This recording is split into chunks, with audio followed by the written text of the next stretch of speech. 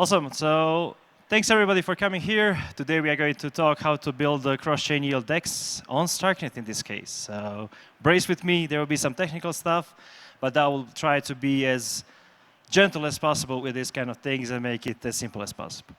So a bit about me. I started as a core dev back in the day, basically worked on something that's called Socrates, which is toolbox for ZK and Starknet on Ethereum. These were like the old days, you know, when the ZK was starting. Then I moved to Solidity team, worked there for 2.5 years on Sourcify, founded a company afterwards called Shard Labs that did basically a bunch of like LSD stuff, DeFi related and so on. And most recently, basically been building like tooling and infra on the Starknet.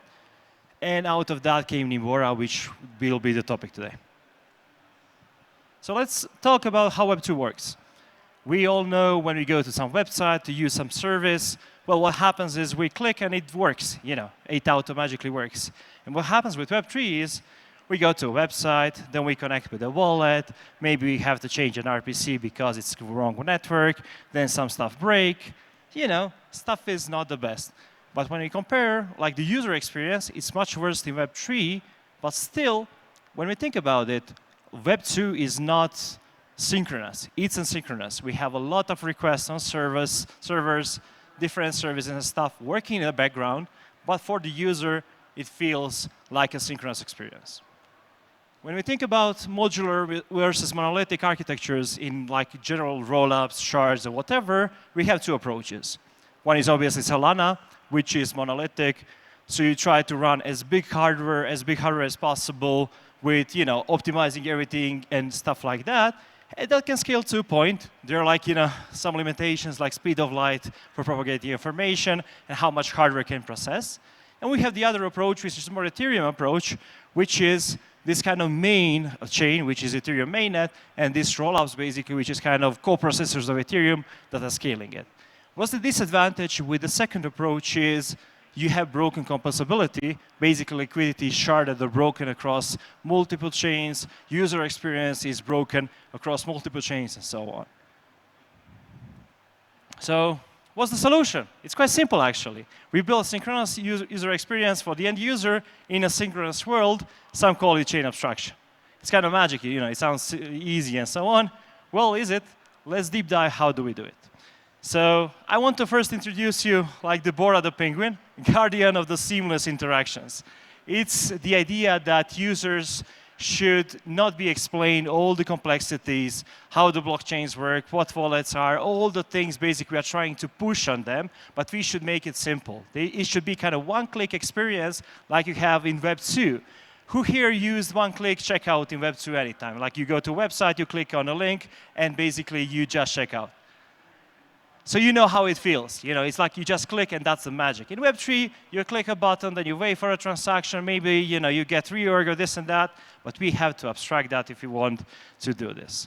So what Nimbora actually is capital efficient L1, L2 cross-protocol interactions. So imagine a protocol on mainnet that can have user deposits, redeems, and external kind of execution on L2s. So this way, you can kind of give them the same experience of DeFi on L1 while they interact on L2. It's kind of what's the purpose of rollups, isn't it? The other basic one is ultra efficient, obviously, cross-chain yield strategies. This is more specific what we can do with this. So imagine you are on Starknet or ZK Sync or Polygon ZK AVM, and you want to stake with Lido or earn some yields on mainnet. How do you do it? You have to bridge from that chain to mainnet, wait 6 to 8 hours for the bridge to finalize. Then you have to go to the protocol, stake with it, pay $40 in gas if you're lucky, and then you get the assets and maybe bridge back. Well, what if we could automate all of this and do it with your friends? Because if the cost on mainnet is $40, and let's say we have 5 people, 5 friends, or 5 users that want to use this in, let's say, a time frame of 24 hours, well, we can do $40, divide them by 5, and everybody pays basically just partial of the fee. And this way, we improve the user experience. This kind of is called DeFi pooling. So why we went with Starknet first is because it's powered by native account abstraction. That means that you don't have any EOAs there and so on.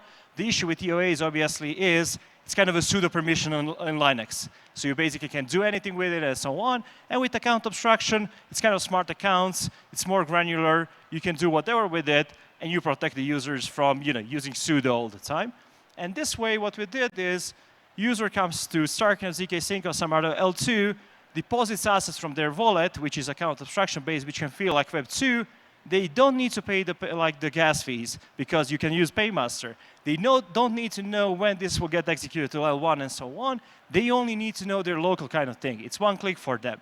So even if they don't have the assets that they want to deposit and earn from, you can swap for them in the background and so on. And obviously, that's called one-click DeFi. Swap, deposit, earn, all in one click, and you can chain as much as you want. How does it actually work? Well, there is a bit of stuff going on in the background. So let's go through it quickly. So as we can see, these are a couple of strategies. We have L2 part, and then we have at the bottom we have L1 part. L1 part is just like simple strategies like stake with Lido, like deposit DAI into Spark to earn SDAI, or do like delta neutral leverage or something like that.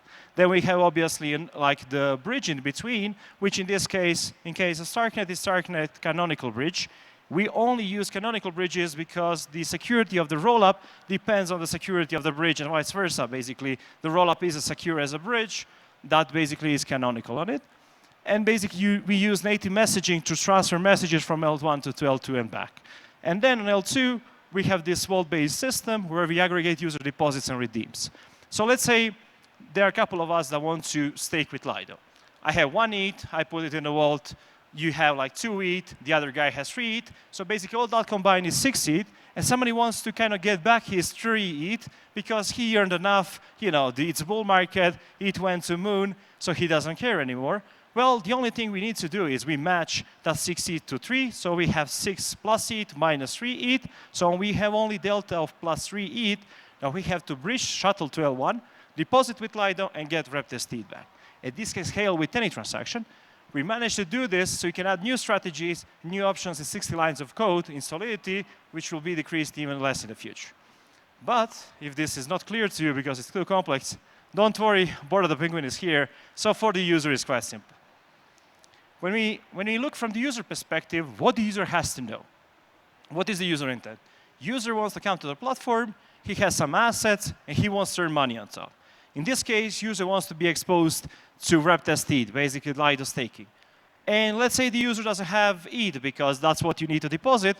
Well, we can swap, let's say he's a Wi-Fi, basically maxi. We can swap Wi-Fi to ETH and then deposit into Vault ETH, and he gets the LP token so he can start earning immediately the fees on top.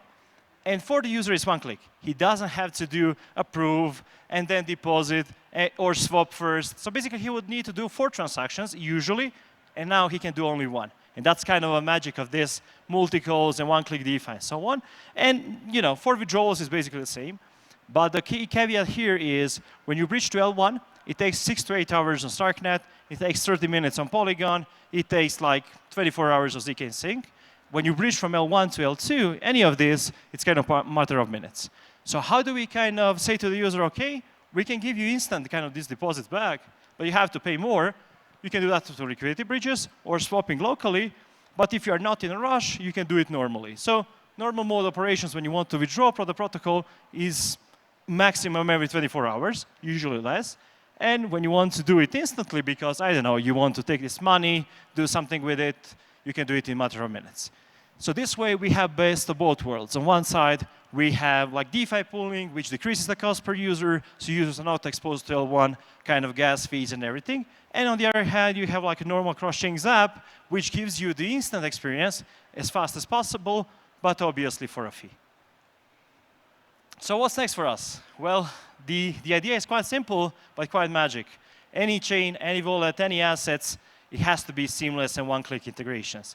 Is it DeFi protocols? Is it buying NFTs on other chains? Is it something else?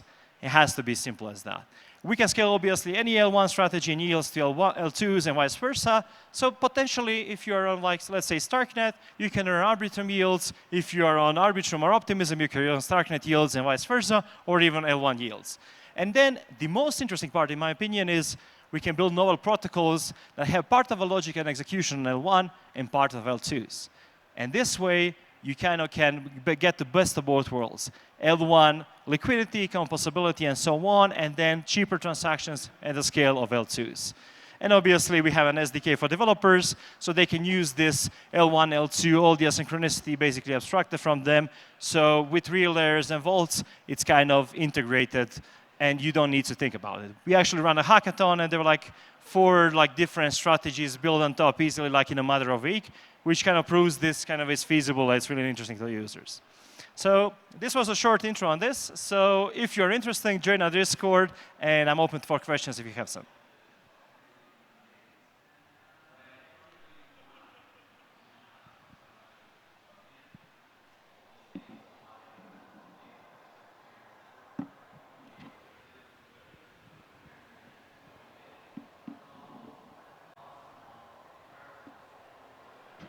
Thank you.